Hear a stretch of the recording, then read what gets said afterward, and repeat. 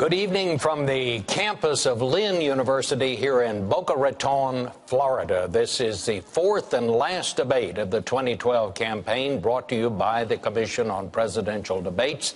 This one's on foreign policy. I'm Bob Schieffer of CBS News. The questions are mine, and I have not shared them with the candidates or their aides. The audience has taken a vow of silence, no applause, no reaction of any kind, except right now, when we welcome President Barack Obama and Governor Mitt Romney.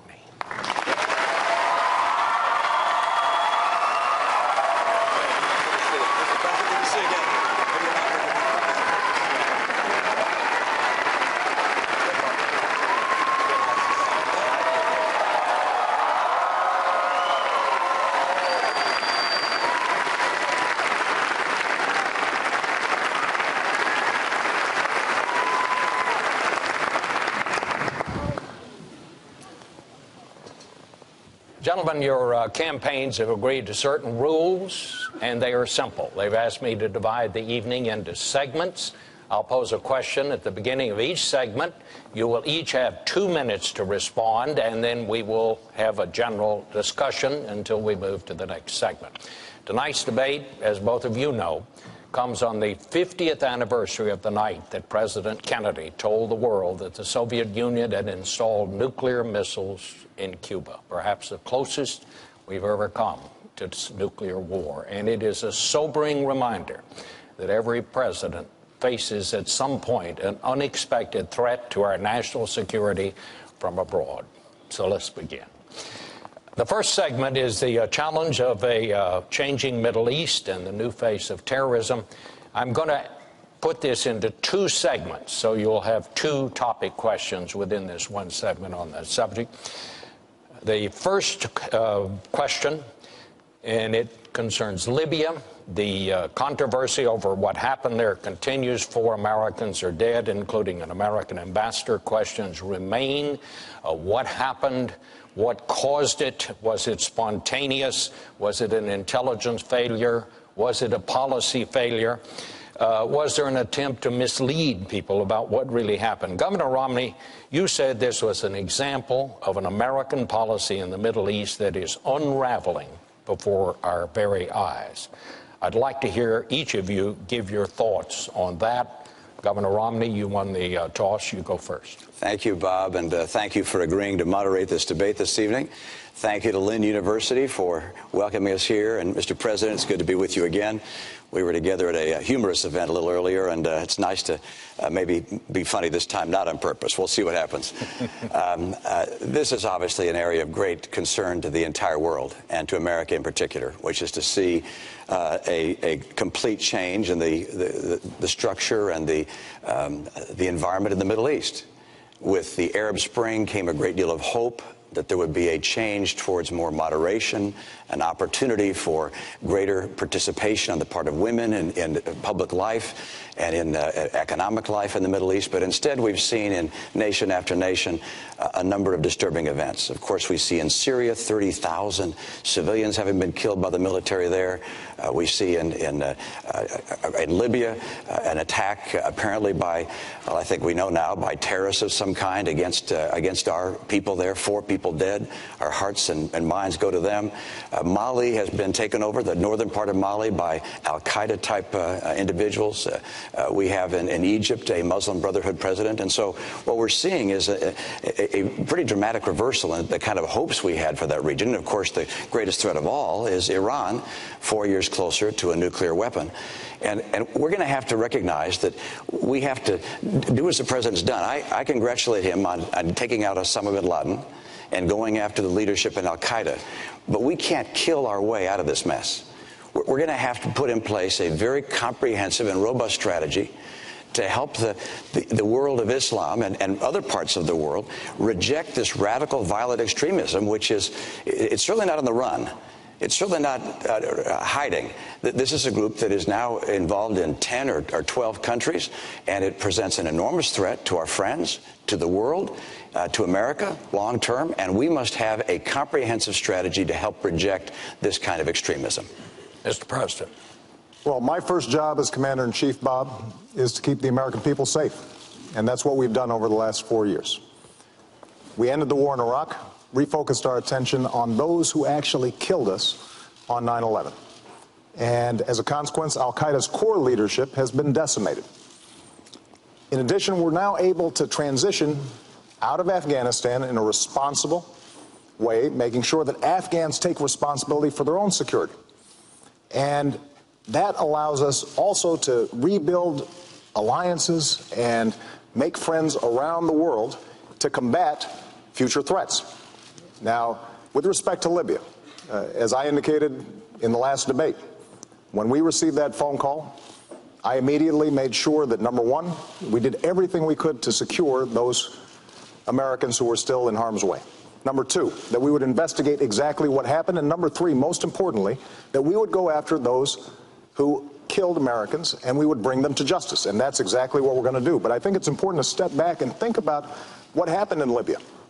And keep in mind that I and Americans took leadership in organizing an international coalition that made sure that we were able to, without putting troops on the ground, at the cost of less than what we spent in 2 weeks in Iraq, liberate a country that had been under the yoke of dictatorship for 40 years, got rid of a despot who had killed Americans.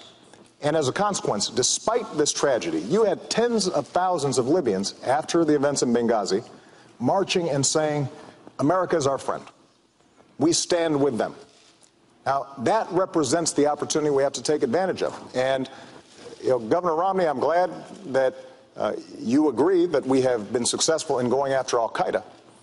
But I have to tell you that your strategy previously has been one that has been all over the map and is not designed to keep Americans safe or to build on the opportunities that exist in the Middle East.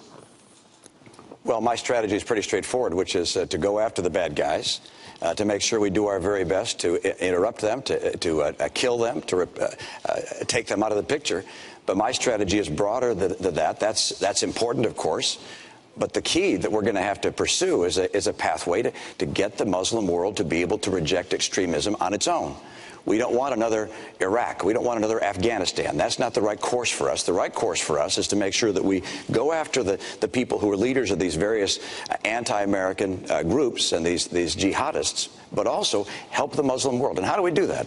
The group of Arab scholars came together, organized by the UN, to look at how we can help the world reject these terrorists. And the answer they came up with was this: one, more economic development. We should key our foreign aid, our direct foreign investment, and that of our friends. We should coordinate it to make sure that we push back and give them more economic development. Number two, better education. Number three, gender equality.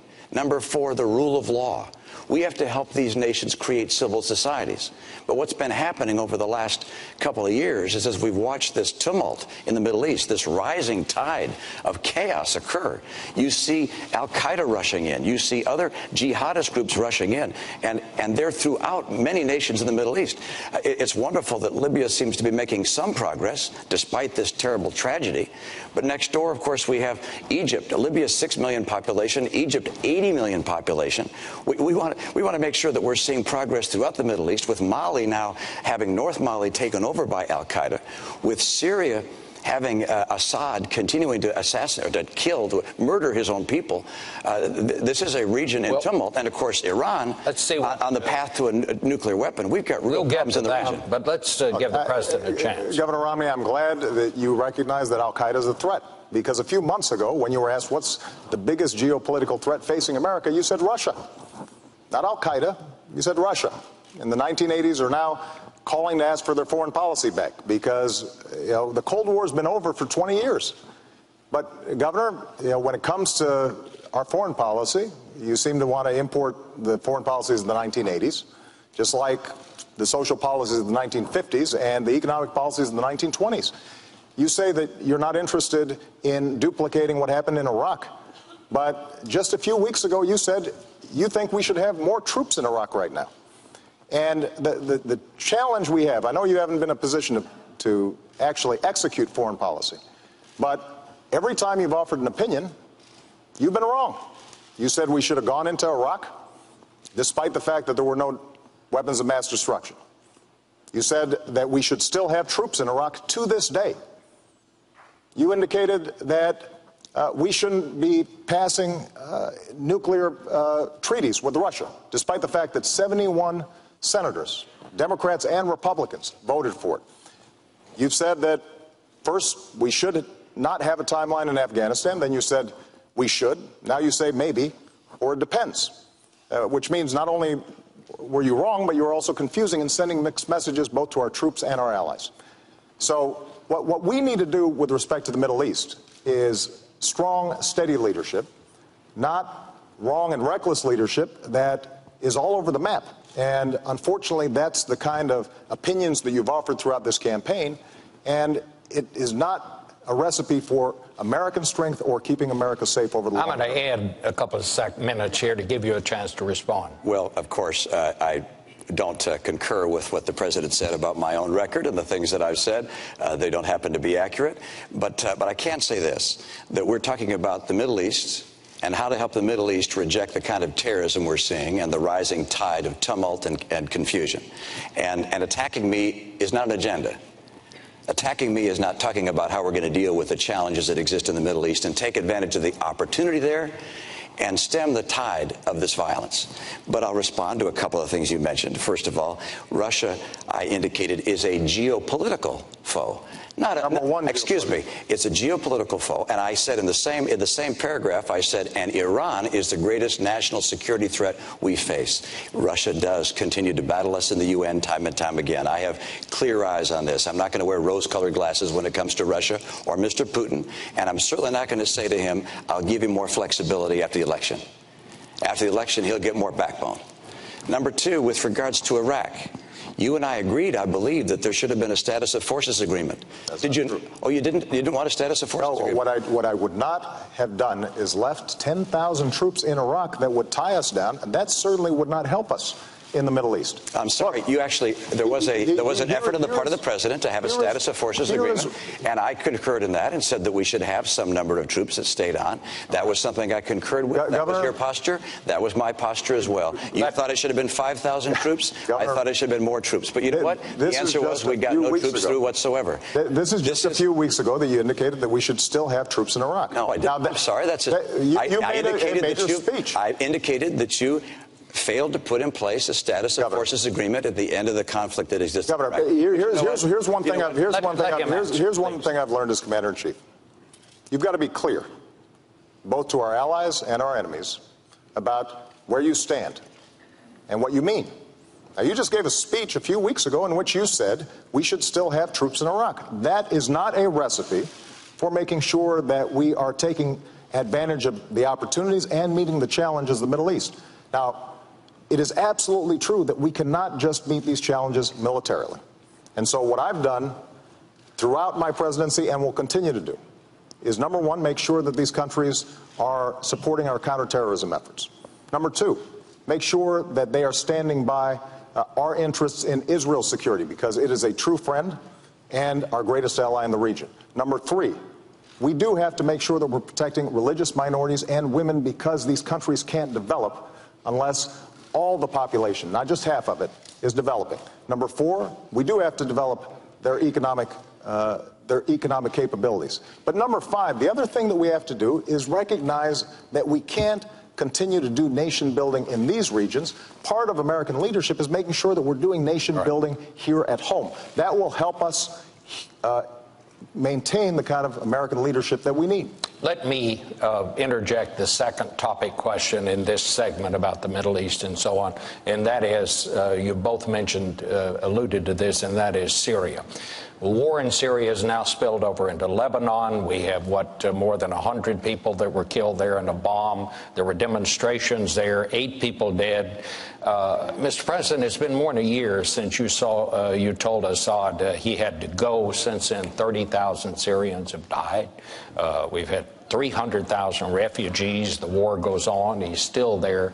Should we reassess our policy and see if we can find a better way to influence events there, or is that even possible? And it's you go first, sir.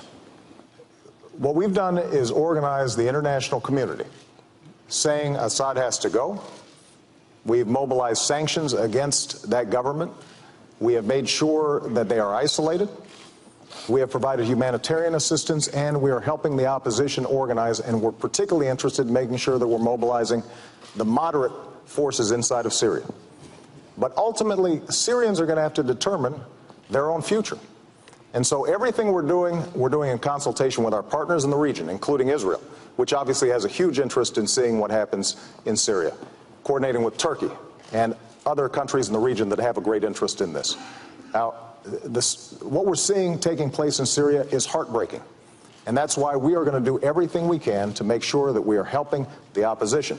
But we also have to recognize that, for us to get more entangled militarily in Syria is a serious step. And we have to do so making absolutely certain that we know who we are helping, that we're not putting arms in the hands of folks who eventually could turn them against us or our allies in the region. And I am confident that Assad's days are numbered. But what we can't do is to simply suggest that, as Governor Romney at times has suggested, that giving heavy weapons, for example, to the Syrian opposition is a simple proposition that would lead us to be safer over the long term. Governor? Well, let's step back and talk about what's happening in Syria and how important it is. First of all, 30,000 people being killed by their government is a humanitarian disaster. Secondly, Syria is an opportunity for us because Syria plays an important role in the Middle East, particularly right now. Syria is Iran's only ally in the Arab world. It's their route to the sea. It's the route for them to arm Hezbollah in Lebanon, which threatens, of course, our ally Israel. And so seeing Syria remove Assad is a very high priority for us. Number two, seeing the replacement government being responsible people is critical for us. And finally, we don't want to have military involvement there. We don't want to get drawn into a military conflict. And so the right course for us is working through our partners and with our own resources to identify responsible parties within Syria, organize them, bring them together in a form of if not government, a form of council that can take the lead in Syria, and then make sure they have the arms necessary to defend themselves. We do need to make sure that they don't have arms that get into the wrong hands, that those arms could be used to hurt us down the road. We need to make sure as well that we coordinate this effort with our allies, and particularly with Israel. But the Saudis and the Qatari and the Turks are all very concerned about this. They're willing to work with us. We need to have a very effective leadership effort in Syria, making sure that the insurgents there are armed, and that the insurgents that become armed are people who will be the responsible parties. Recognize, I believe that Assad must go. I believe he will go. But I believe we want to make sure that we have the relationships of friendship with the people that take his place, such that in the years to come, we see Syria as a friend and Syria as a responsible party in the Middle East. This is a critical opportunity for America. And what I'm afraid of is that we've watched over the past year or so, first the president saying, well, we'll let the UN deal with it. And Kofi Annan came in and said, we're going to try to have a ceasefire. That didn't work. Then it looked to the Russians and said, let's see if you can do something. We should be playing the leadership role there, not on the ground with military. All right. Play the leadership role. We are playing the leadership role. We organized the Friends of Syria. We are mobilizing humanitarian support and support for the opposition. And we are making sure that those we help are those who will be friends of ours in the long term and friends of our allies in the region over the long term. But, going back to Libya, because this is an example of how we make choices. When we went into Libya and we were able to immediately stop the massacre there because of the unique circumstances and the coalition that we had helped to organize, we also had to make sure that Muammar Gaddafi didn't stay there. And to the governor's credit, you supported us going into Libya and the coalition that we organized. But when it came time to making sure that Gaddafi did not stay in power, that he was captured, Governor, your suggestion was that this was mission creep, that this was mission muddle. Imagine if we had pulled out at that point. Muammar Gaddafi had more American blood on his hands than any individual other than Osama bin Laden. And so we were going to make sure that we finished the job. That's part of the reason why the Libyans stand with us. But we did so in a careful, thoughtful way, making certain that we knew who we were dealing with, that those forces of moderation on the ground were ones that we could work with. And we have to take the same kind of steady, thoughtful leadership when it comes to Syria. That's exactly what we're doing. Governor, can I just ask you, would you go beyond what the administration would do? Like, for example, would you put in no-fly zones over Syria? I don't want to have our military involved in Syria. I don't think there's a necessity to put our military in Syria at this stage. I don't anticipate that in the future. As I indicated, our objectives are to replace Assad and to have in place a new government which is friendly to us, a responsible government if possible. And I want to make sure they get armed and they have the arms necessary to defend themselves, but also to remove Assad. But I do not want to see a military involvement on the part of our troops. And this isn't going to be necessary. We have, with our partners in the region, we have sufficient resources to support those groups. But look, this has been going on for a year. This should have been a time for American leadership. We should have taken a leading role, not militarily, but a leading role organizationally, governmentally, to bring together the parties there, to find responsible parties. As you hear from intelligence sources even today, the insurgents are highly disparate. They haven't come together. They haven't formed a unity group, a council of some kind. That needs to happen. America can help that happen. And we need to make sure they have the arms they need to carry out the very important role, which is getting rid of Assad. Can we get a quick response, Mr. President? Because I want to ask about Egypt. I'll be very quick. What you just heard Governor Romney said is he doesn't have different ideas, and that's because we're doing exactly what we should be doing to try to promote a moderate Syrian leadership and an effective transition so that we get Assad out. That's the kind of leadership we've shown. That's the kind of leadership we'll continue to show. May I ask you, during the Egyptian turmoil, there came a point when you said it was time for President Mubarak to go. Right. Some in your administration thought perhaps we should have waited a while on that. Do you have any regrets about that? No, I don't, because I think that America has to stand with democracy. The notion that we would have tanks run over those young people who were in Tahrir Square, that is not the kind of American leadership that John F. Kennedy talked about 50 years ago. But what I've also said is that now that you have a democratically elected government in Egypt, that they have to make sure that they take responsibility for protecting religious minorities. And we have put significant pressure on them to make sure they're doing that. To recognize the rights of women, which is critical throughout the region. These countries can't develop if young women are not given the kind of education that they need. They have to abide by their treaty with Israel. That is a red line for us, because not only is Israel's security at stake, but our security is at stake if that unravels. They have to make sure that they're cooperating with us when it comes to counterterrorism, and we will help them with respect to developing their own economy, because ultimately, what's going to make the Egyptian revolution successful for the people of Egypt, but also for the world, is if those young people who gathered there are seeing opportunities. Their aspirations are similar to young people's here. They want jobs. They want to be able to make sure their kids are going to a good school. They want to make sure that they have a roof over their heads and that they have the prospects of a better life in the future. And so one of the things that we've been doing is, for example, organizing entrepreneurship conferences with these Egyptians to give them a sense of how they can start rebuilding their economy in a way that's non-corrupt, that's transparent. But what is also important for us to understand is that for America to be successful in this region, there's some things that we're going to have to do here at home as well. One of the challenges over the last decade is we've done experiments in nation building in places like Iraq and Afghanistan. And we've neglected, for example, developing our own economy, our own energy sectors, our own education system.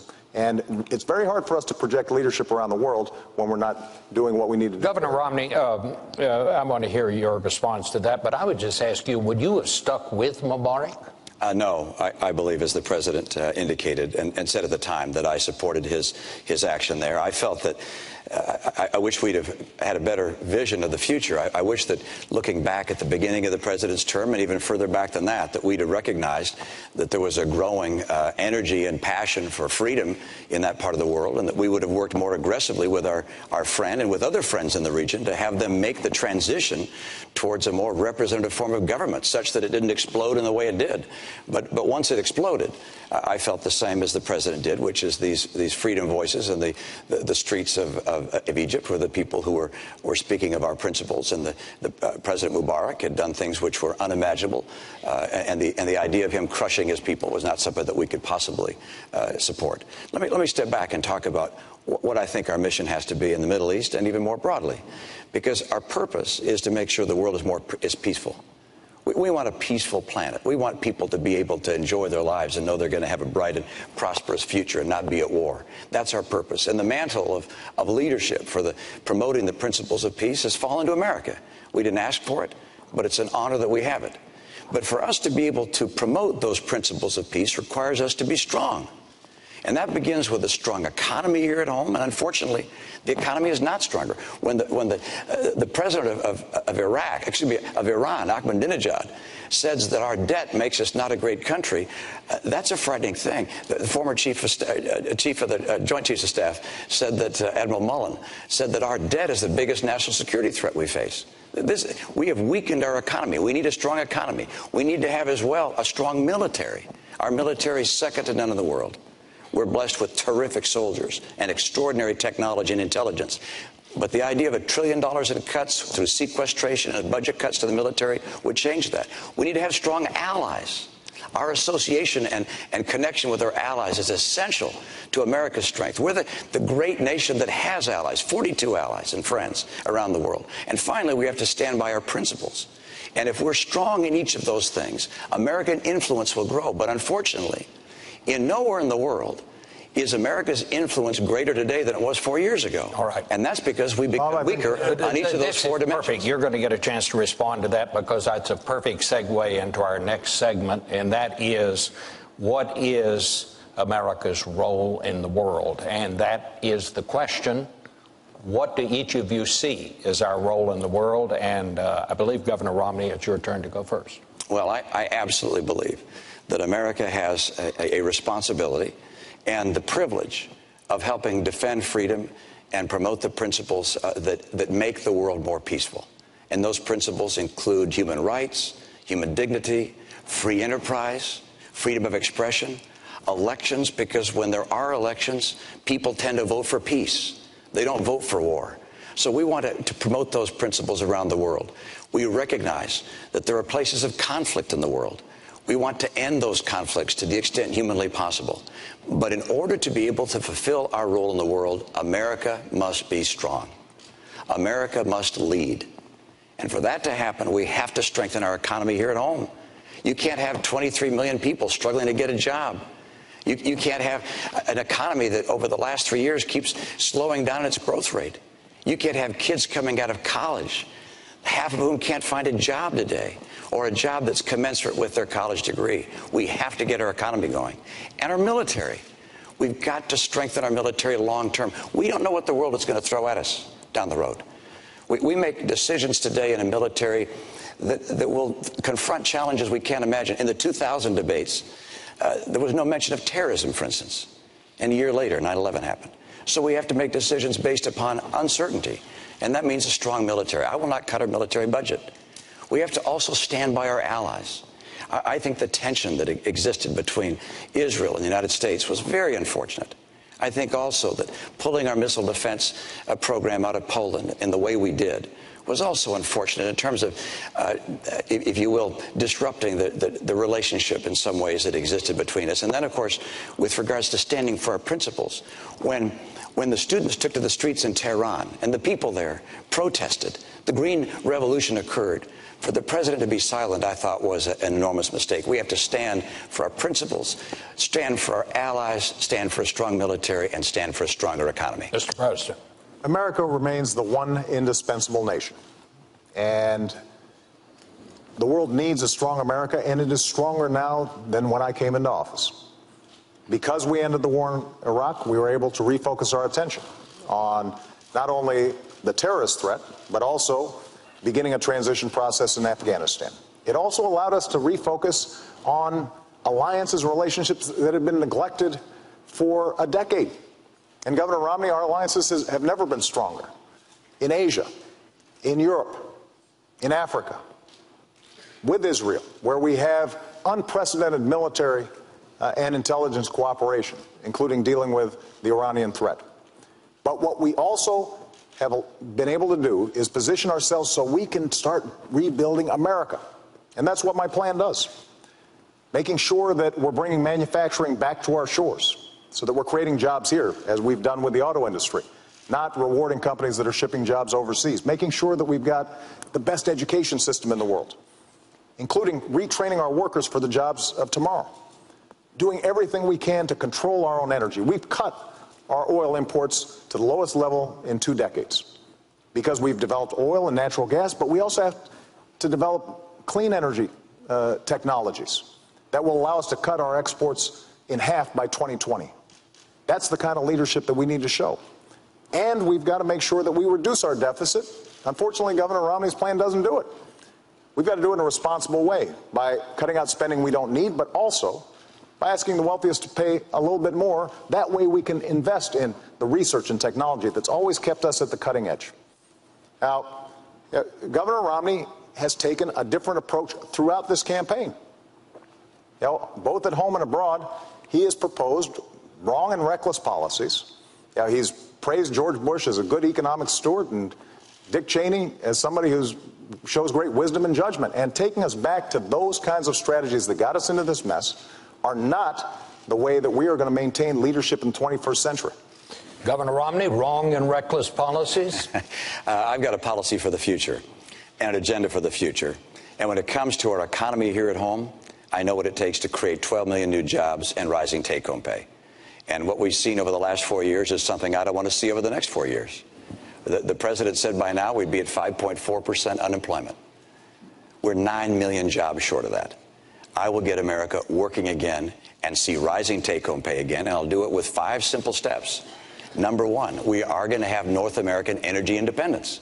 We're going to do it by taking full advantage of oil, coal, gas, nuclear, and our renewables. Number 2, we're going to increase our trade. Trade grows about 12% per year. It doubles about every 5 or so years. We can do better than that, particularly in Latin America. The opportunities for us in Latin America, we have just not taken advantage of fully. As a matter of fact, Latin America's economy is almost as big as the economy of China.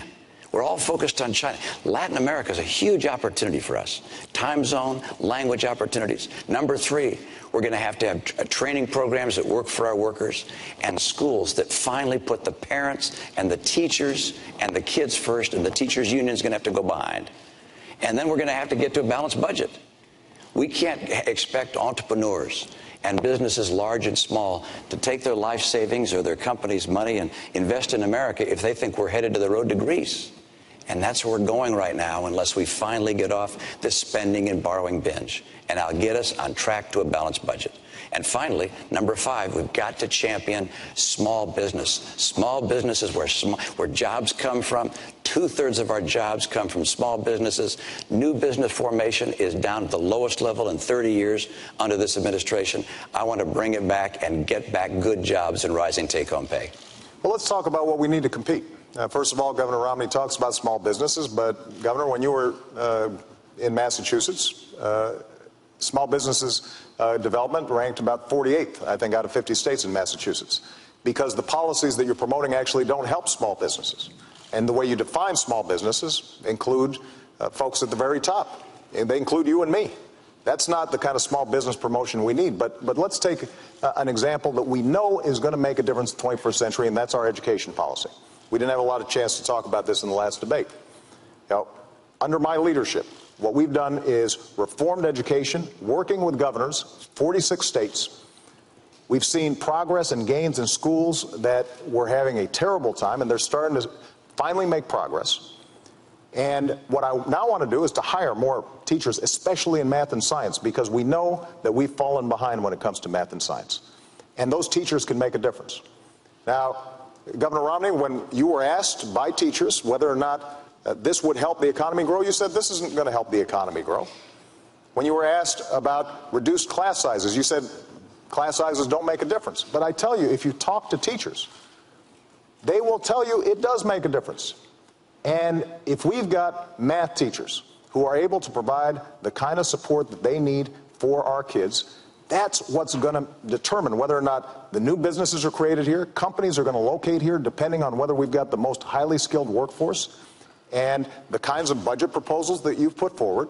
When we don't ask either you or me to pay a dime more in terms of reducing the deficit, but instead we slash support for education, that's undermining our long-term competitiveness. That is not good for America's position in the world, and the world notices.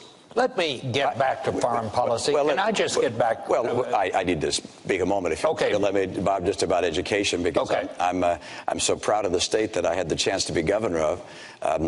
We have every 2 years tests that look at how well our kids are doing. Fourth graders and eighth graders are tested in English and math. While I was governor, I was proud that our fourth graders came out #1 of all 50 states in English, and then also in math. And our eighth graders, #1 in English, and also in math. First time one state had been #1 in all 4 measures. How do we do that? Well, Republicans and Democrats came together on a bipartisan basis to put in place education principles that focused on having great teachers in the classroom. 10 years and earlier. that was what allowed us to become the #1 state in the nation. But that was 10 years before you took office. Absolutely. And then you cut education spending when you came into office. And we kept our schools #1 in the nation. They're still #1 today. All right. And the principles that we put in place, we also gave kids not just a graduation exam that determined whether they were up to the skills needed to be able to compete, but also if they graduated the top quarter of their class, they got a 4-year tuition-free ride at any Massachusetts public institution of higher learning. That happened before you came into office. That was actually mine, actually. Mr. President, you got that fact wrong. I want to try to shift it because we have heard some of this in the other debates. Governor, you say you want a bigger military. You want a bigger Navy. You don't want to cut defense spending. What I want to ask you, we're talking about financial problems in this country. Where are you going to get the money? Well, let's come back and talk about the military, but all the way through. First of all, I'm going through from the very beginning. We're going to cut about 5% of the discretionary budget, excluding military. That's #1. But can you do this without driving us deeper? The good news is I'll be happy to have you take a look. Come on our website. You'll look at how we get to a balanced budget within 8 to 10 years. We do it by reducing spending in a whole series of programs. By the way, #1 I get rid of is Obamacare. There are a number of things that sound good, but frankly, we just can't afford them. And that one doesn't sound good, and it's not affordable. So I get rid of that one from day one. To the extent humanly possible, we get that out. We take program after program that we don't absolutely have to have, and we get rid of them. #2, we take some programs that we are going to keep, like Medicaid, which is a program for the poor. We take that health care program for the poor, and we give it to the states to run because states run these programs more efficiently. As a governor, I thought, please, give me this program. Can he do that? I can run this more efficiently than the federal government, and states, by the way, are proving it. States like Arizona, Rhode Island have taken these Medicaid dollars, have shown they can run these programs more cost effectively. So I want to do those two things. It gets us to a balanced budget with 8 to 10 years. But the military, let's get back to the military, though. Well, that's what I'm trying to find out. Let's talk about the military. You should have answered the first question. Look, Governor Romney's called for $5 trillion of tax cuts that he says he's going to pay for by closing deductions. Now, the math doesn't work, but he continues to claim that he's going to do it. He then wants to spend another $2 trillion on military spending that our military's not asking for. Now, keep in mind that our military spending has gone up every single year that I've been in office. We spend more on our military than the next 10 countries combined. China, Russia, France, the United Kingdom, you name it. Next 10. And what I did was work with our Joint Chiefs of Staff to think about what are we going to need in the future to make sure that we are safe. And that's the budget that we've put forward. But what you can't do is spend $2 trillion in additional military spending that the military is not asking for, $5 trillion on tax cuts. You say that you're going to pay for it by closing loopholes and deductions without naming what those loopholes and deductions are. and then somehow you're also going to deal with the deficit that we've already got. The math simply doesn't work. But when it comes to our military, what we have to think about is not, just budgets. We've got to think about capabilities. We need to be thinking about cybersecurity. We need to be thinking about space. That's exactly what our budget does, but it's driven by strategy. It's not driven by politics. It's not driven by members of Congress and what they would like to see. It's driven by what are we going to need to keep the American people safe. That's exactly what our budget does. And it also then allows us to reduce our deficit, which is a significant national security concern, because we've got to make sure that our economy is strong at home so that we can project military power overseas. Bob, I'm pleased that I balanced budgets. I was in the world of business for 25 years. If you didn't balance your budget, you went out of business. I went to the Olympics that was out of balance, and we got it on balance and made a success there. I had the chance to be governor of state. 4 years in a row, Democrats and Republicans came together to balance the budget. We cut taxes 19 times, balanced our budget. The president hasn't balanced a budget yet. I expect to have the opportunity to do so myself. All right. I'm going to be able to balance the budget. Let's talk about military spending. And that's this. About 30 seconds. Our Navy is our Navy is smaller now than any time since 1917. The Navy said they needed 313 ships to carry out their mission. We're now down to 285. We're headed down to the low 200s if we go through with sequestration. That's unacceptable to me. I want to make sure that we have the ships that are required by our Navy. Our Air Force is older and smaller than any time since it was founded in 1947. We've changed for the first time since FDR. Since FDR, we've always had the strategy of saying we could fight in 2 conflicts at once. Now we're changing to 1 conflict. Look, this, in my view, is the highest responsibility of the President of the United States, which is to maintain the safety of the American people. And I will not cut our military budget by $1 trillion, which is the combination of the budget cuts that the President has, as well as the sequestration cuts. That, in my view, is making our future less certain and less secure. Bob, I just need to comment on this. First of all, the sequester is not something that I proposed. It's something that Congress has proposed. It will not happen. The budget that we're talking about is not reducing our military spending. It's maintaining it. But I think Governor Romney maybe hasn't spent enough time looking at how our military works. You mentioned the Navy, for example, and that we have fewer ships than we did in 1916. Well, Governor, we also have fewer horses and bayonets because the nature of our military has changed. We have these things called aircraft carriers where planes land on them. We have these ships that go underwater, nuclear submarines. And so the question is not a game of battleship where we're counting ships. It's what are our capabilities? And so when I sit down with the Secretary of the Navy and the Joint Chiefs of Staff, we determine how are we going to be best able to meet all of our defense needs in a way that also keeps faith with our troops, that also makes sure that our veterans have the kind of support that they need when they come home. And that is not reflected in the kind of budget that you're putting forward because it just doesn't work. All right. And, we visited the website quite a bit, and it still doesn't work. A lot to cover. I'd like to move to the next segment, red lines, Israel and Iran. Would either of you, and you'll have 2 minutes, and President Obama, you have the first go at this one. Would either of you be willing to declare that an attack on Israel is an attack on the United States? Which, of course, is the same promise that we give to our close allies like Japan. And if you made such a declaration, would not that deter Iran? It's certainly deterred the Soviet Union for a long, long time when we made that promise to our allies. Mr. President. Well, first of all, Israel is a true friend. It is our greatest ally in the region.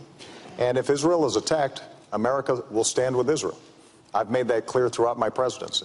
So you're saying we've already made that declaration? I will stand with Israel if they are attacked. And this is the reason why, working with Israel, we have created the strongest military and intelligence cooperation between our 2 countries in history. In fact, this week, we'll be carrying out the largest military exercise with Israel in history, this very week. But to the issue of Iran, as long as I'm President of the United States, Iran will not get a nuclear weapon.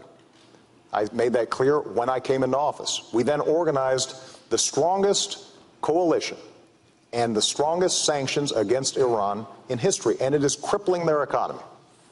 Their currency has dropped 80%. Their oil production has plunged to the lowest level since they were fighting a war with Iraq 20 years ago. So their economy is in a shambles. And the reason we did this is because a nuclear Iran is a threat to our national security, and it's a threat to Israel's national security. We cannot afford to have a nuclear arms race in the most volatile region of the world. Iran's a state sponsor of terrorism, and for them to be able to provide nuclear technology to non-state actors, that's unacceptable. And they have said that they want to see Israel wiped off the map. So the work that we've done with respect to sanctions now offers Iran a choice. They can take the diplomatic route and end their nuclear program, or they will have to face a united world and a United States president, me, who said we're not going to take any options off the table. The disagreement I have with Governor Romney is that during the course of this campaign, he's often talked as if we should take premature military action. I think that would be a mistake, because when I've sent young men and women into harm's way, I always understand that that is the last resort, not the first resort. 2 minutes. Well, first of all, I want to underscore the same point the president made, which is that if I'm president of the United States, when I'm president of the United States, we will stand with Israel. And if Israel is attacked, we have their back, not just diplomatically, not just culturally, but militarily. That's number one. Number two, with regards to Iran and the threat of Iran, there's no question but that a nuclear Iran, a nuclear-capable Iran, is unacceptable to America. It presents a threat not only to our friends, but ultimately a threat to us, to have Iran have nuclear material, nuclear weapons that could be used against us or to be threatening to us. It's also essential for us to understand what our mission is in Iran, and that is to dissuade Iran from having a nuclear weapon through peaceful and diplomatic means. And crippling sanctions are something I called for 5 years ago when I was in Israel speaking at the Herzliya conference. I laid out 7 steps. Crippling sanctions were number one, and they do work. You're seeing it right now in the economy. It's absolutely the right thing to do to have crippling sanctions. I'd have put them in place earlier, but it's good that we have them. Number two, something I would add today is I would tighten those sanctions. I would say that ships that carry Iranian oil can't come into our ports. I imagine the EU would agree with us as well. Not only ships couldn't, I'd say companies that are moving their oil can't, people who are trading in their oil can't. I would tighten those sanctions further. Secondly, I'd take on diplomatic isolation efforts. I'd make sure that Ahmadinejad is indicted under the Genocide Convention. His words amount to genocide incitation. I would indict him for it. I would also make sure that their diplomats are treated like the pariah they are around the world, the same way we treated the apartheid diplomats of South Africa. We need to increase pressure time and time again on Iran, because anything other than a solution to this which stops this nuclear folly of theirs is unacceptable to America. And of course, a military action is the last resort.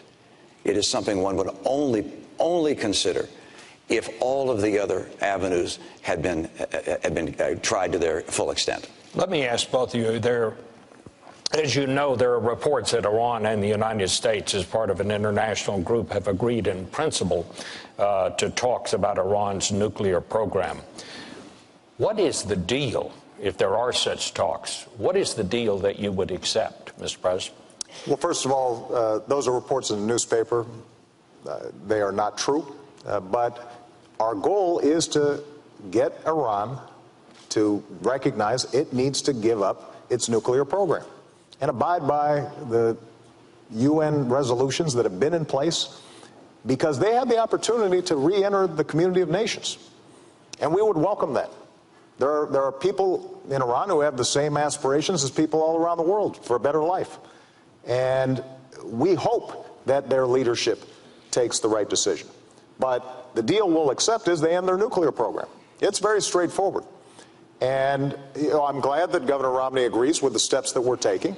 There have been times, Governor, frankly, during the course of this campaign where it sounded like you thought that you'd do the same things we did, but you'd say them louder, and somehow that would make a difference. And it turns out that the work involved in setting up these crippling sanctions is painstaking. It's meticulous.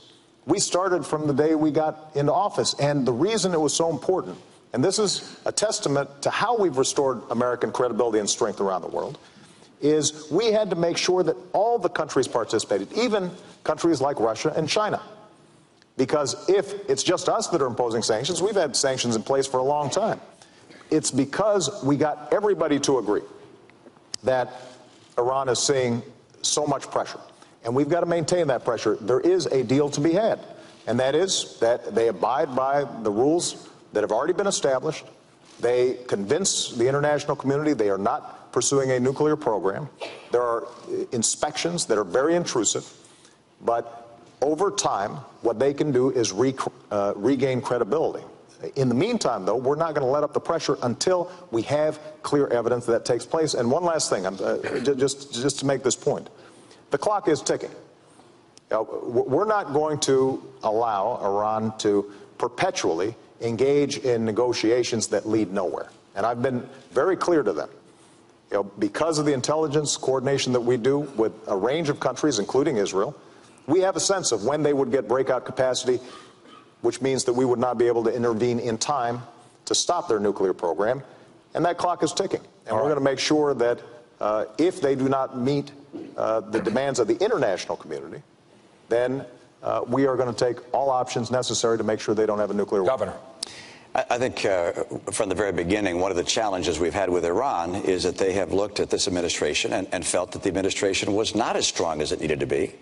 I think they saw weakness where they had expected to find American strength. And I say that because from the very beginning, the president in his campaign some 4 years ago said he'd meet with all the world's worst actors in his first year. He'd sit down with Chavez and Kim Jong-il, with Castro, and with President Ahmadinejad of Iran. And I think they looked and thought, well, that's an unusual honor to receive from the President of the United States.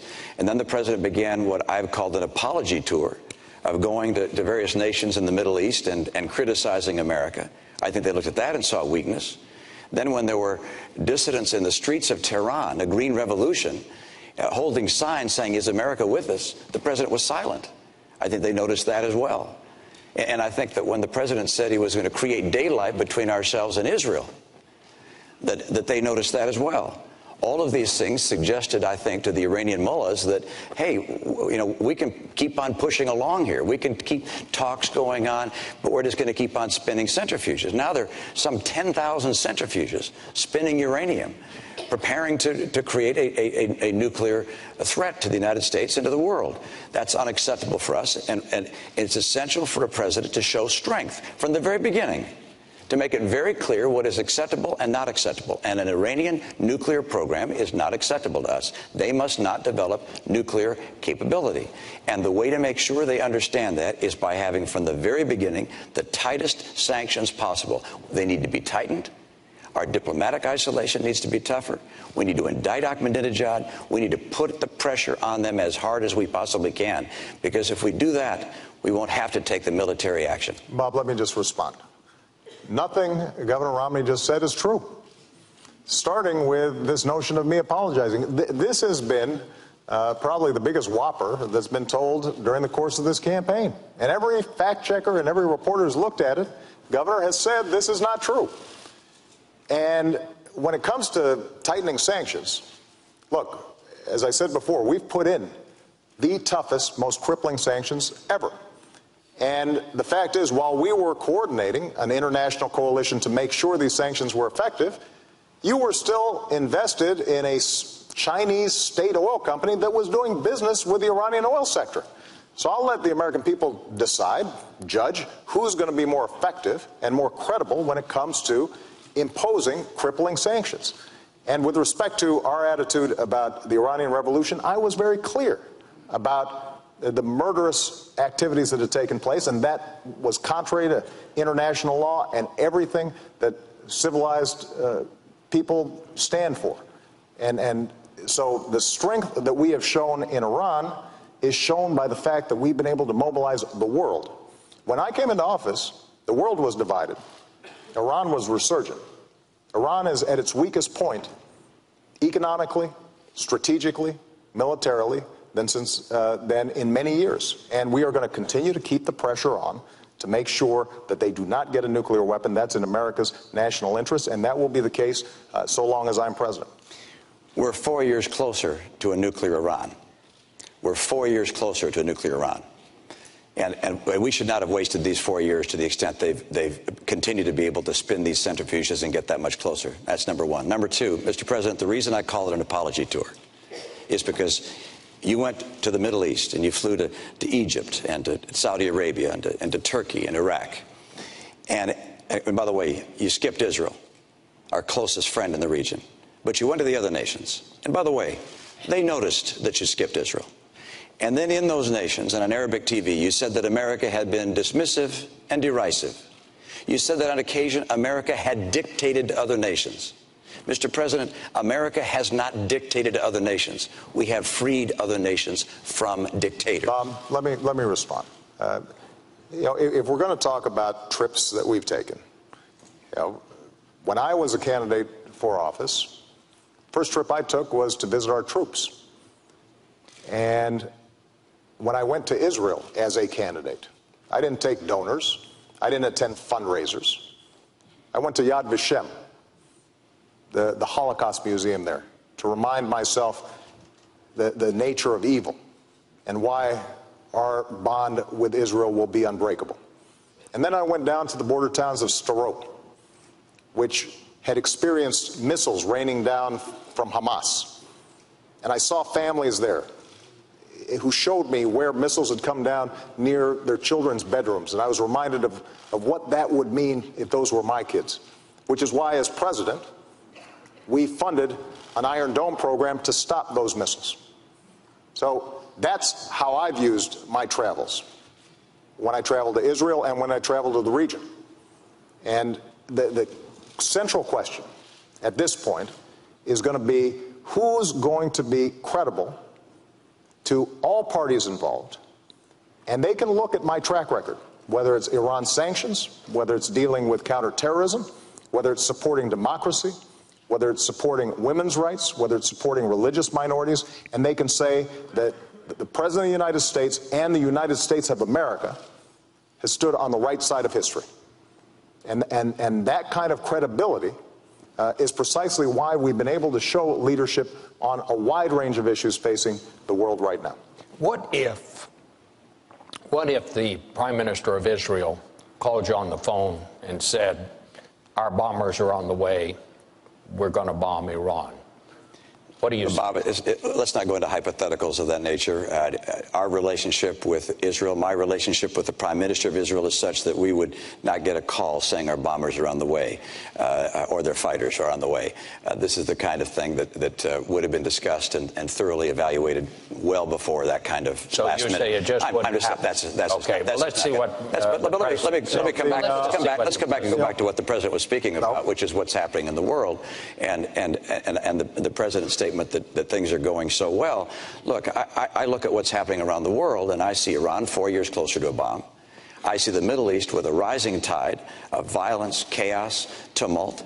I see jihadists continuing to spread. Whether they're rising or just about the same level, hard to precisely measure, but it's clear they're there. They're very, very strong. I see Syria with 30,000 civilians dead.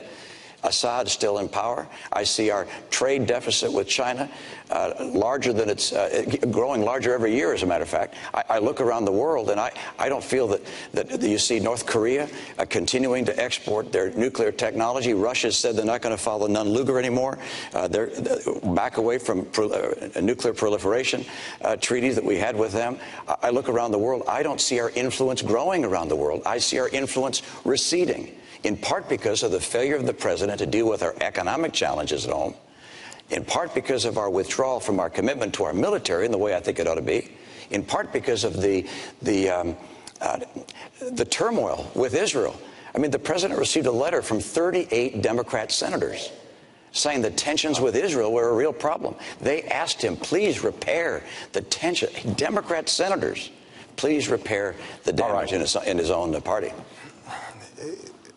Governor, the problem is that on a whole range of issues, whether it's the Middle East, whether it's Afghanistan, whether it's Iraq, whether it's now Iran. You've been all over the map. I mean, I'm pleased that you now are endorsing our policy of applying diplomatic pressure and potentially having bilateral discussions with the Iranians to end their nuclear program. But just a few years ago, you said that's something you'd never do. In the same way that you initially opposed a timetable in Afghanistan. Now you're for it, although it depends. In the same way that you say you would have ended the war in Iraq, but recently gave a speech saying that we should have 20,000 more folks in there. The same way that you said that it was mission creep to go after Gaddafi. When it comes to going after Osama bin Laden, you said, well, any president would make that call. But when you were a candidate in 2008, as I was, and I said if I got bin Laden in our sights, I would take that shot, you said we shouldn't move heaven and earth to get one man. And you said we should ask Pakistan for permission. And if we had asked Pakistan for permission, we would not have gotten it. And it was worth moving heaven and earth to get him. You know, after we killed bin Laden, I was at Ground Zero for a memorial and talked to a young woman who was 4 years old when 9/11 happened. And the last conversation she had with her father was him calling from the Twin Towers, saying, Peyton, I love you and I will always watch over you. And for the next decade, she was haunted by that conversation. And she said to me, you know, by finally getting bin Laden, that brought some closure to me. And when we do things like that, when we bring those who have harmed us to justice, that sends a message to the world, and it tells Peyton that we did not forget her father. Right. And I make that point because that's the kind of clarity of leadership, and those decisions are not always popular. Those decisions generally are not poll tested. And even some in my own party, including my current vice president, had the same critique as you did. But what the American people understand is that I look at what we need to get done to keep the American people safe and to move our interests forward, and I make those decisions. All right. Let's go, and that leads us, this takes us right to the next segment, Governor. America's longest war, Afghanistan and Pakistan. Bob, Governor, you get to go first. You can't, okay, but you can't have the president just lay out a whole series of items without giving me a chance to with respond. respect, sir, you had laid out quite a program there. Well, that's probably true. We'll give you. We'll agree. We'll catch you up. The United States is scheduled to turn over responsibility for security in Afghanistan to the Afghan government in 2014. At that point, we will withdraw our combat troops, leave a smaller force of Americans, if I understand our policy, in Afghanistan for training purposes. It seems to me the key question here is, what do you do if the deadline arrives and it is obvious the Afghans are unable to handle their security? Do we still leave? And I believe, Governor Romney, you go first. Well, we're going to be finished by 2014. And when I'm president, we'll make sure we bring our troops out by the end of 2014. The commanders and the generals there are on track to do so. We've seen progress over the past several years. The surge has been successful. And the training program is proceeding at pace. There are now a large number of Afghan security forces, 350,000, that are ready to step in to provide security, and we're going to be able to make that transition by the end of 2014. So our troops will come home at that point. I can tell you at the same time that we will make sure that we look at what's happening in Pakistan and recognize that what's happening in Pakistan is going to have a major impact on the success in Afghanistan.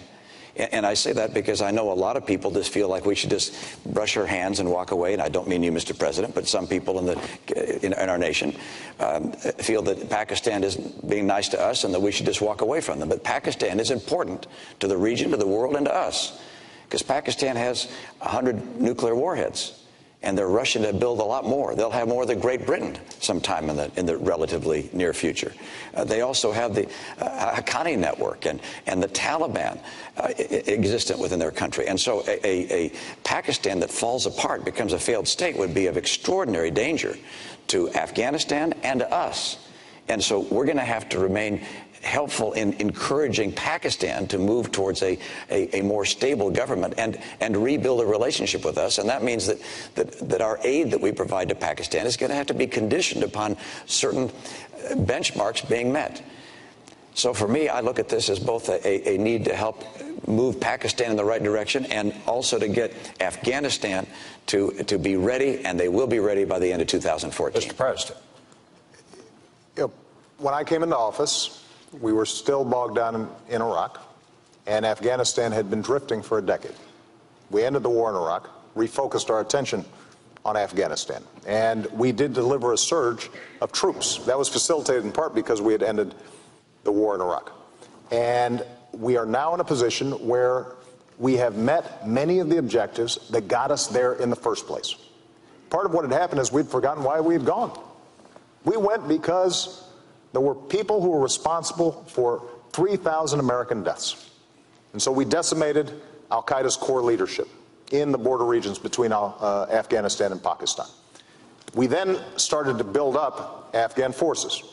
And we're now in a position where we can transition out, because there's no reason why Americans should die when Afghans are perfectly capable of defending their own country.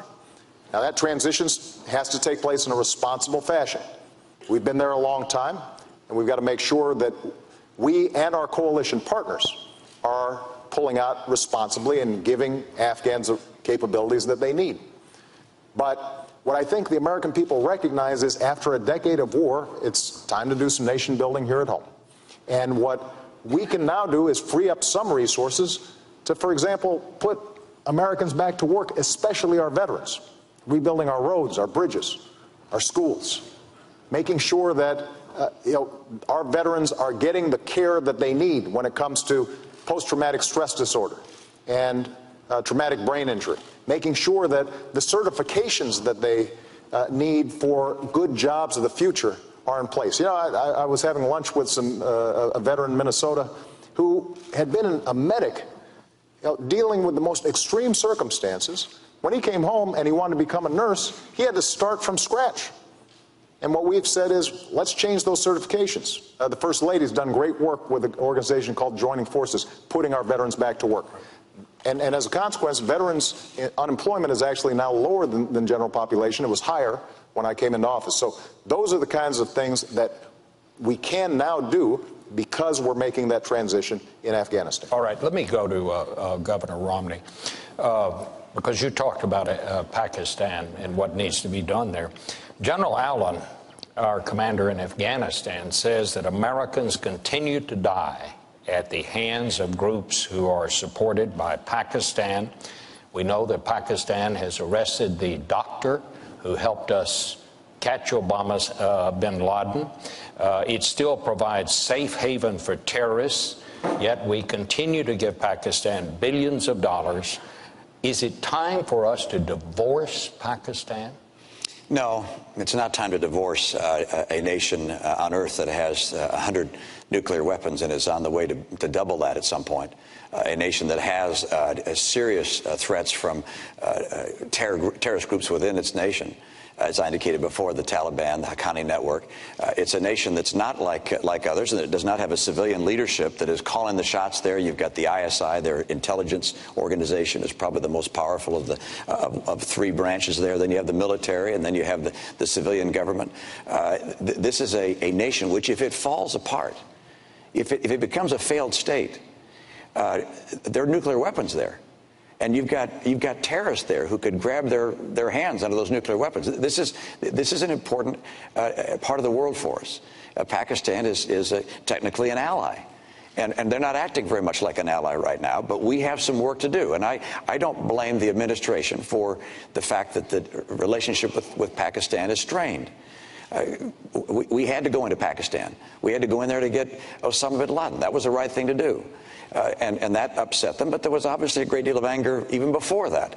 But we're going to have to work with the people in Pakistan to try and help them move to a more responsible course than the one that they're on. And it's important for them. It's important for the nuclear weapons. It's important for the success of Afghanistan, because inside Pakistan, you have a large group of Pashtuns that are Taliban. They're going to come rushing back in to Afghanistan when we go. And that's one of the reasons the Afghan security forces have so much work to do to be able to fight against that. But it's important for us to recognize that we can't just walk away from Pakistan. But we do need to make sure that as we send support for them, that this is tied to them making progress on matters that would lead them to becoming a civil society. Let me ask you, Governor, because we know President Obama's position on this. What is your position on the use of drones? Well, I believe that we should use any and all means necessary to take out people who pose a threat to us and our friends around the world. And it's widely reported that drones are being used in drone strikes, and I support that entirely and feel the president was right to up the usage of that technology and believe that we should continue to use it to continue to go after the people who represent a threat to this nation and to our friends. Let me also note that, as I said earlier, we're going to have to do more than just going after leaders and killing bad guys. Important as that is, we're also going to have a far more effective and comprehensive strategy to help move the world away from terror and Islamic extremism. We haven't done that yet. We talk a lot about these things, but you look at the record. You look at the record of the last 4 years and say, is Iran closer to a bomb? Yes. Is the Middle East in tumult? Yes. Is Al-Qaeda on the run, on its heels? No. Are Israel and the Palestinians closer to reaching a peace agreement? No, they haven't had talks in 2 years. We have not seen the progress we need to have. And I'm convinced that with strong leadership and an effort to build a strategy based upon helping these nations reject extremism, we can see the kind of peace and prosperity the world demands. Well, keep in mind, our strategy wasn't just going after bin Laden. We've created partnerships throughout the region to deal with extremism. In Somalia, in Yemen, in Pakistan. And what we've also done is engage these governments in the kind of reforms that are actually going to make a difference in people's lives day to day. To make sure that their governments aren't corrupt. To make sure that they are treating women with the kind of respect and dignity that every nation that succeeds has shown. And to make sure that they've got a free market system that works. So across the board, we are engaging them in building capacity in these countries, and we have stood on the side of democracy. One thing I think Americans should be proud of, when Tunisians began to protest it, this nation, me, my administration, stood with them earlier than just about any other country. In Egypt, we stood on the side of democracy. In Libya, we stood on the side of the people. And as a consequence, there is no doubt that attitudes about Americans have changed. But there are always going to be elements in these countries that potentially threaten the United States. And we want to shrink those groups and those networks, and we can do that. But we're always also going to have to maintain vigilance when it comes to terrorist activities. The truth, though, is that Al-Qaeda is much weaker than it was when I came into office, and they don't have the same capacities to attack the U.S. homeland and our allies as they did 4 years ago. Let's go to the next segment, because it's a very important one. It is the rise of China and future challenges for America. I want to just begin this by asking both of you, and Mr. President, you go first this time. What do you believe is the greatest future threat to the national security of this country? Well, I think it will continue to be terrorist networks. We have to remain vigilant, as I just said. But with respect to China, China's both an adversary, but also a potential partner in the international community if it's following the rules. So my attitude coming into office was that we are going to insist that China plays by the same rules as everybody else.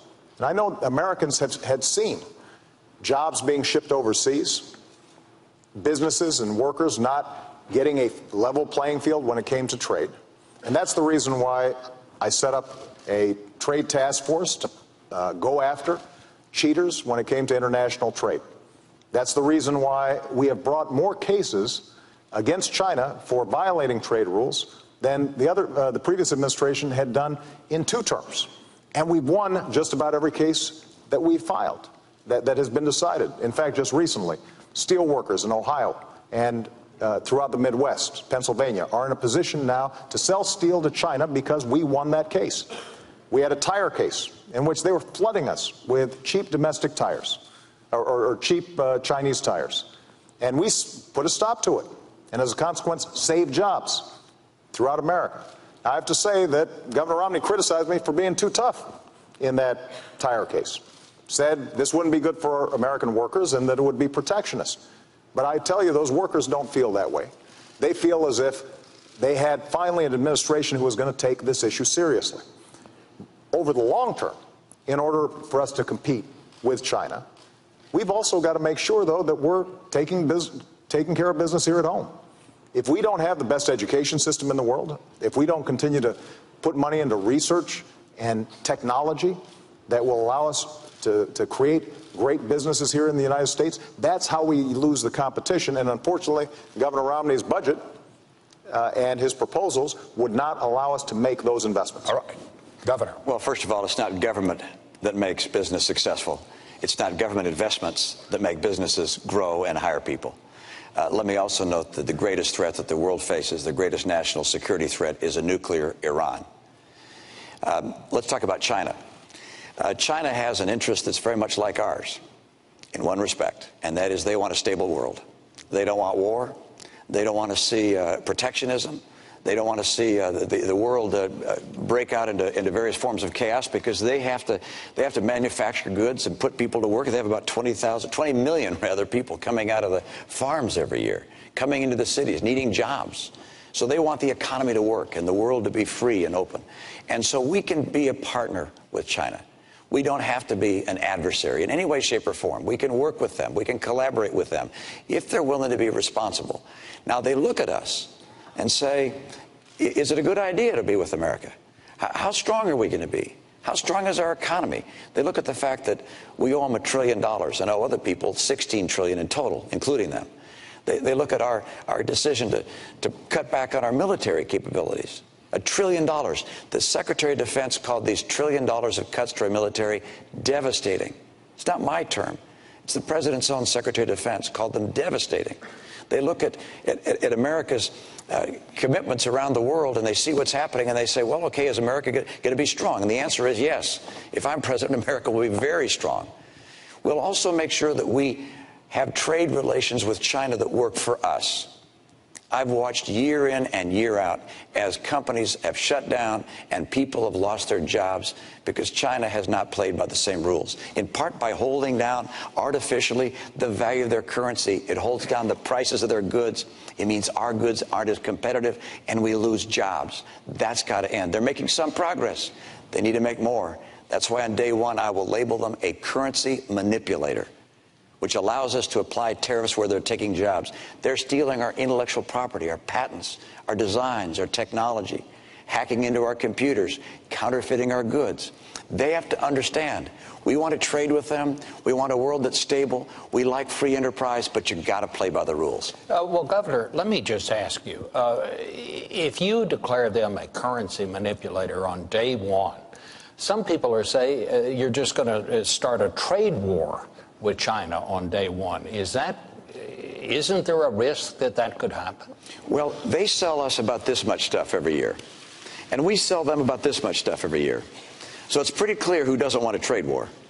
And there's one going on right now, which we don't know about. It's a silent one, and they're winning.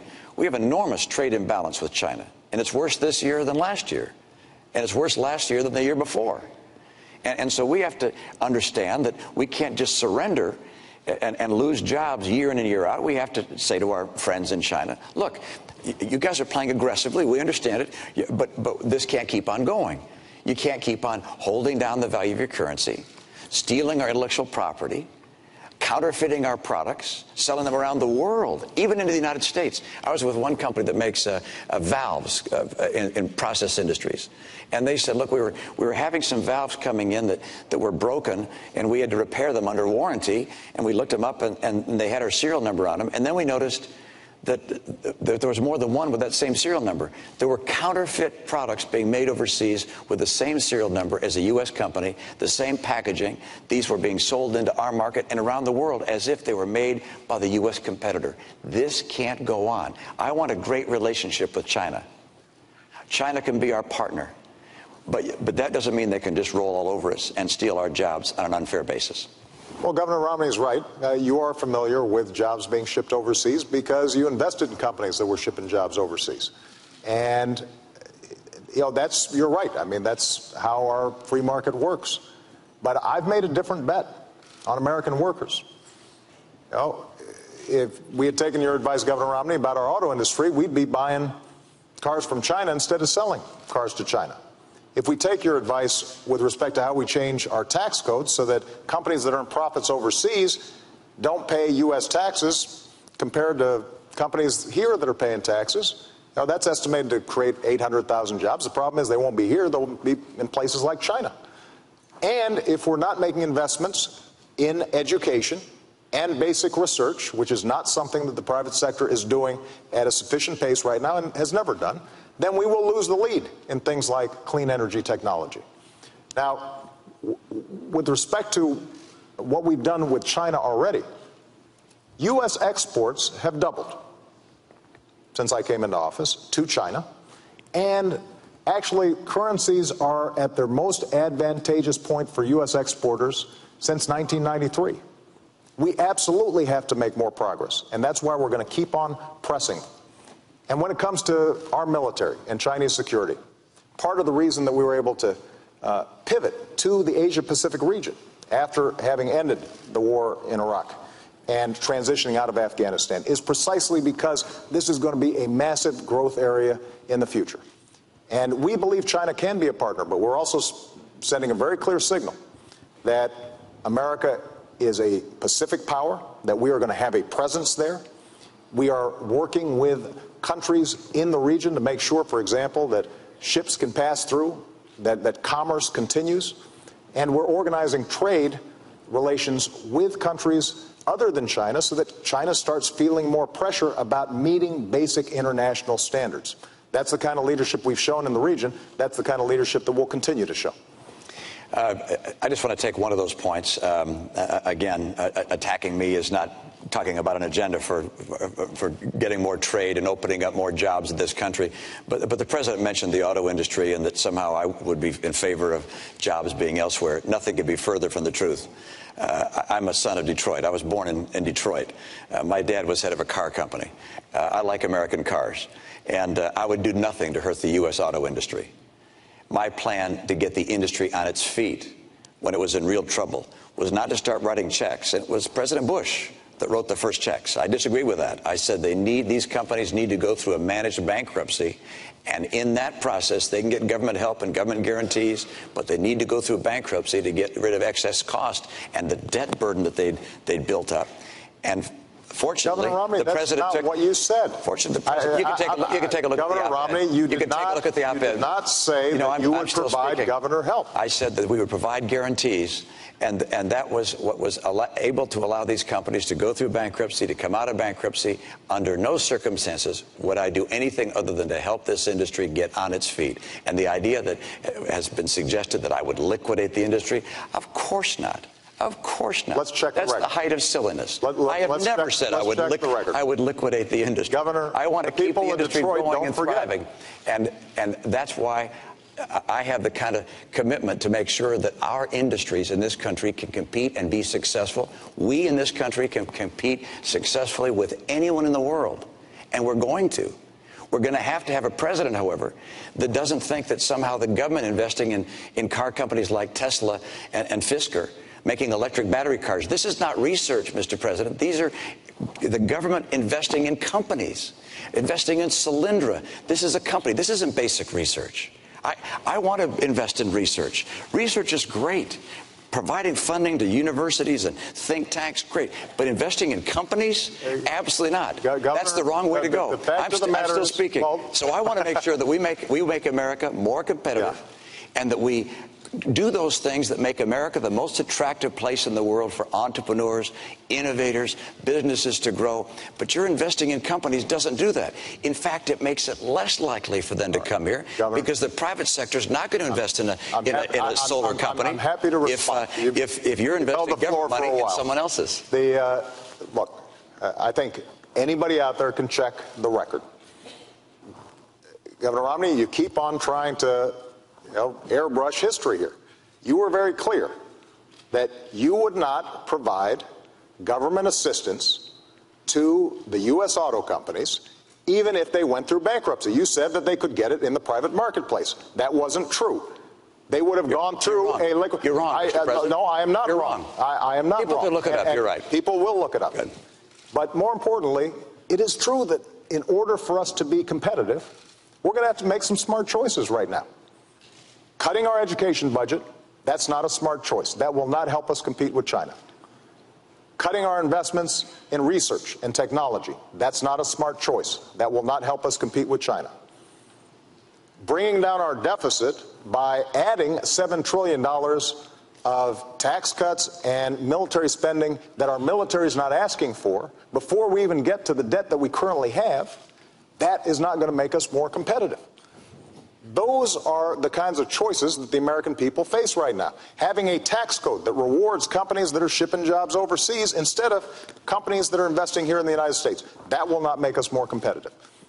And the one thing that I'm absolutely clear about is that after a decade in which we saw drift, jobs being shipped overseas, nobody championing American workers and American businesses, we've now begun to make some real progress. What we can't do is go back to the same policies that got us into such difficulty in the first place. And that's why we have to move forward and not go back. I could agree more about going forward, but I certainly don't want to go back to the policies of the last 4 years.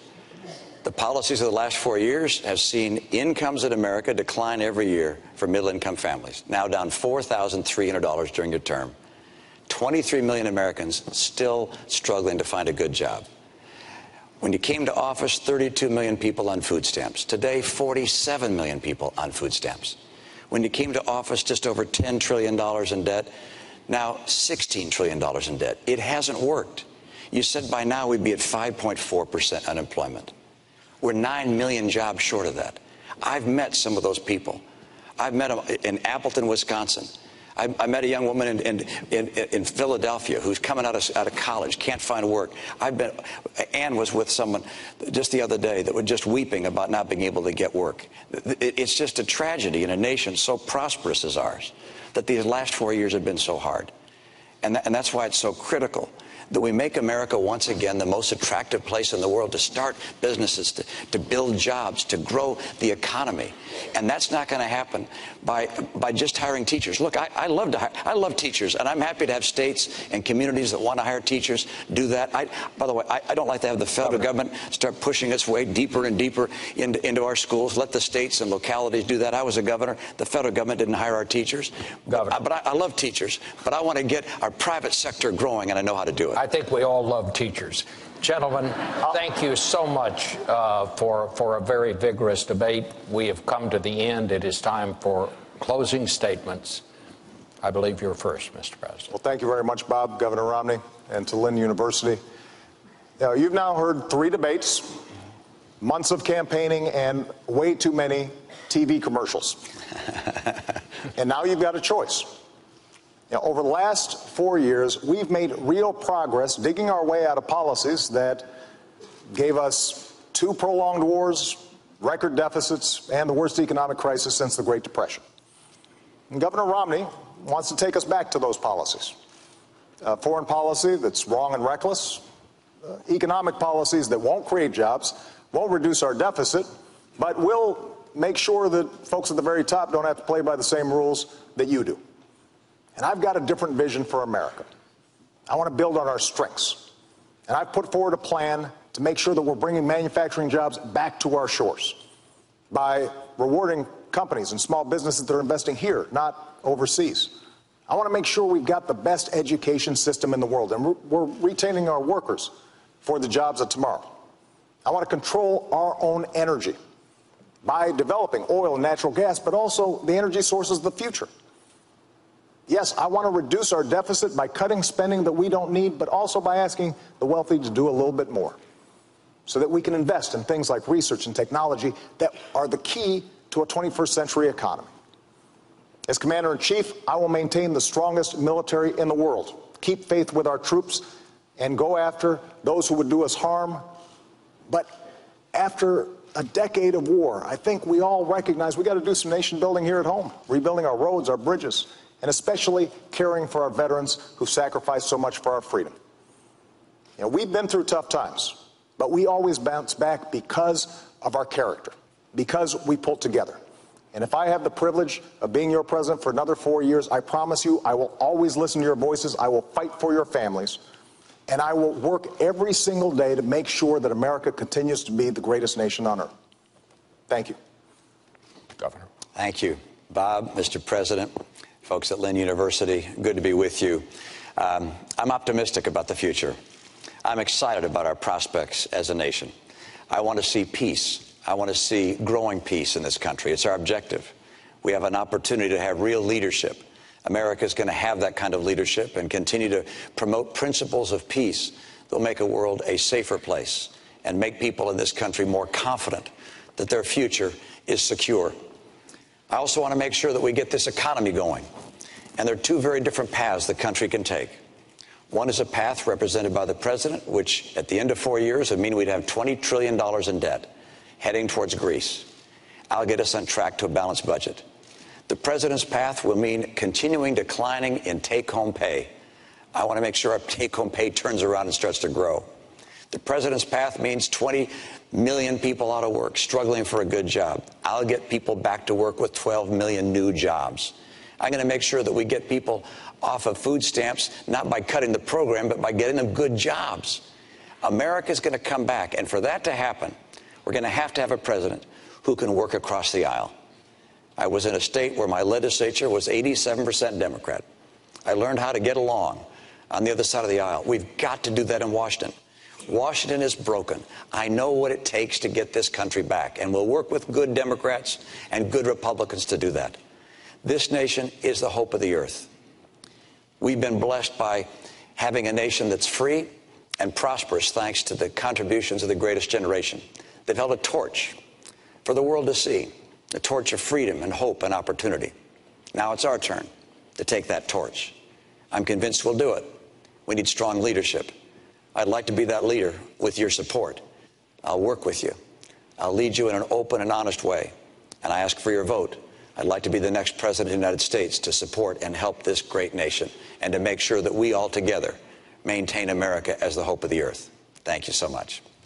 Gentlemen, thank you both so much. That brings an end to this year's debates, and we want to thank Lynn University and its students for having us. As I always do at the end of these debates, I leave you with the words of my mom, who said, "Go vote." Makes you feel big and strong. That's great. Good night. Thank you. Thank you.